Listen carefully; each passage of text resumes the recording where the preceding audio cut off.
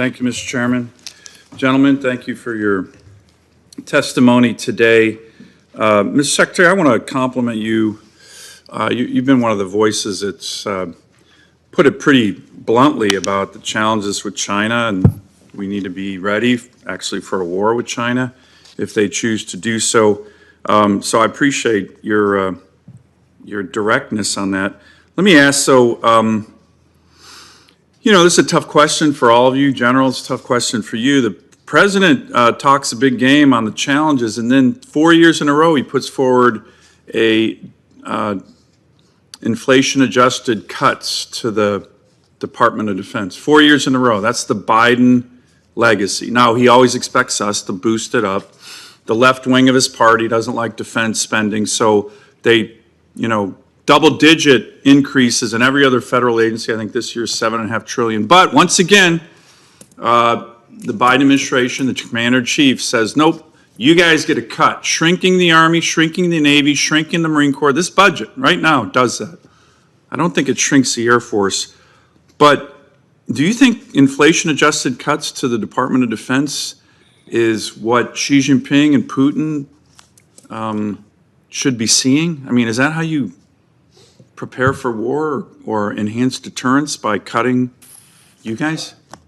Senator, we've been very pleased to have significant increases in the Air Force budget, Department of the Air Force budget, in 23 and 24 in particular. The 2-year budget deal that we have, does limit us under the Fiscal Responsibility Act in 25. And that's but I mean, in general, look, these are hard questions for you guys, I know, because I know our military leaders. You go in there, you fight for a bigger budget. OMB, the president, they tell you, sorry, I'm going to increase Department of Interior by 25%. You guys get a cut. But in terms of our adversaries, China's building out a huge military. They keep saying 7% increases. We all know that's not true. I was in a classified hearing. I'm going to just mention it because the DNI and the DIA head, the lieutenant general, won't get back to me. They actually said in that hearing, it was a classified hearing, I'm just going to publicly say it, that it was about $700 billion that China puts towards its military, all in. It's a pretty big number. I think the American people should know that, which is why I'm saying it right now. But what do you think in terms of our adversaries when they see defense cuts? What do you think that does for deterrence? We're continuing to move forward, Senator, with our modernization program, not quite at the rate that we'd like to have this year because of the Fiscal Responsibility Act, but we are moving forward. We are trying to manage the risk across time with the current force, the more immediate force, and the future force. But I think we are at acceptable risk with the budget that we're presenting to the Congress. Let me turn to one of my favorite topics. Billy Mitchell, the father of the U.S. Air Force, called Alaska the most strategic place in the world. I appreciate the Air Force's focus on that, on our state and how important it is. There's been a significant buildup in Alaska. We have over 100 fifth-gen fighters located in Alaska now. The Air Force's FY25 budget requests $250 million for the Joint Integrated Test and Training Center at JBER.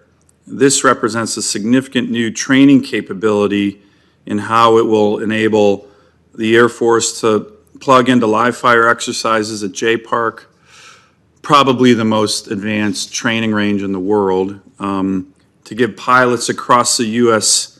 military an unrivaled training venue. Can you just talk a little bit about why that JITTC is so important?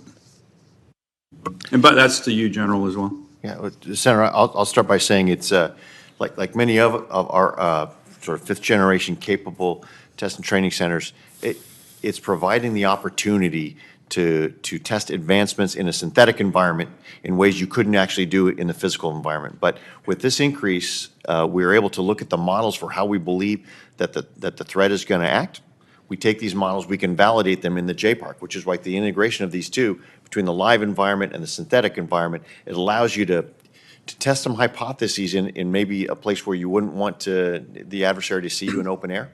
So that's a top priority in our preparation for China conflict. Absolutely, and when you can replicate those through the J-Park modernization that we're doing with those emitters, then you can have a better chance of looking at those models, validating those, and maybe tweaking them back in. And between the two, the synthetic and the live, you get better than either of them individually when you can connect them. Let me ask one final question. My time's out, but Mr. Chairman, if I may, we've been back and forth, this committee, me, the Air Force, on tankers, and the strategic importance of having them located not just in one place in the lower 48. I was a little bit disappointed that after many years of go back and forth with Air Force leadership, the final decision was, well, we're going to put all our tankers in the lower 48 at certain bases. I can't remember which ones, but it seems to be more of a budget-driven idea than a strategic-driven idea. Mr. Secretary, you and I and the previous Chief of Staff of the Air Force, who's now the Chairman of the Joint Chiefs, got to a resolution on that where we say, well, we're going to be bringing more KC-135 tankers to Eielson. How are we doing on that? And I want to make sure in this hearing you're still committed to that. It seems like that timeline has kind of moved to the right, and it's really important, not just for Alaska, but for the strategic ability to move aircraft anywhere in the world, but particularly to the Indo-PACOM theater if there's a conflict. Senator, the capability is important to us, but as you're aware and we've discussed, we have an issue with housing at Eielson that we're trying to address. And we're concerned about the quality of life of our people that we have to assign there. So that's an issue that we're working as we try to move forward on the tankers, I think. But you're still committed to move those tankers there, as you and I. We have to address the situation for our people as part of that process. Are you walking this commitment back to me, Mr. Secretary? I don't think so, Senator.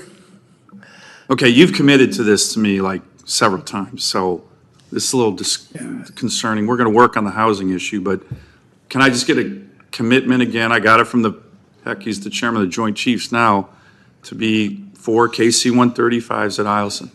And we haven't changed our plans as far as I know. Do you have anything to add to that? And I think we're still in the same place, but we do need to address this issue. General? Thank you, Senator Sullivan. That is still on our plan, Senator, but as we were just at Eielson as well, we know we do need to ensure that we don't have the air crew and the support going up there as though it's an austere location, because we know the quality of life, we need to be able to retain those families up there as well. So the plan is, as it's written, hasn't changed, but the determination of how and when we get housing and quality of life is going to be dispositive on how fast the pacing can go up that. Okay, Thank you, thank you, Mr. Chairman.